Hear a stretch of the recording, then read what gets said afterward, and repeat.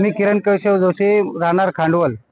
आणि आमच्या इथे जेवढी म्हातारीची कामं होत आहेत ते आमचे स्थानिक लोकच करतायत आणि त्याच्यामध्ये कोणाला त्याचा कंपनीला त्रास नाही, कोणालाही त्याचा त्रास नाही.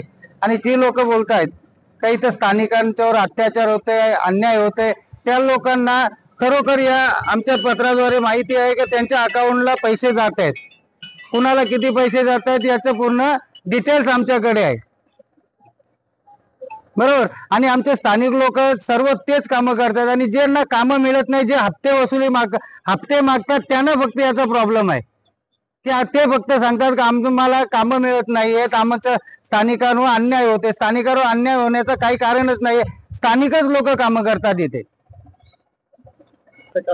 काल जो आंदोलन झाला त्या आंदोलनामध्ये एकही कंपनीवाला किंवा डेव्हलपर कोणीही नव्हता. त्यामध्ये भूमिपुत्र म्हणून काम करणारा असा कोणीही व्यक्ती नव्हता. त्याच्यामध्ये काम करणारे जर व्यक्ती असतील तर त्यांनी काम करावं, ते पैशाची मागणी करत असतात. काम करणारा व्यक्ती आहे तर जे कामं करतात, आमची सगळी मुलं आहेत जेवढी पण ती म्हातारी कामं करतात आणि त्याच ग्रुपमध्ये करतायत. आमच्यापासून कोणा कंपनीला किंवा डेव्हलपरला आमच्यापासून कोणाला त्रास नाही. जर त्रास असेल तर कंपनीने आमची कंप्लेंट करावी. काल तिथे कोण कंपनीवाला तिथे कोण दिसला का तुम्हाला का त्या आंदोलनामध्ये? काही कंपनीवाला आहे, काही डेव्हलपर आहे, कोणी होता का तिथे? असं कोणीही नव्हता व्यक्ती. हे फक्त हप्ते मागणारे लोक आहेत जे कंपन्यांना त्रास देतात, त्यांच्यामुळे कंपन्या उठून जात आहेत.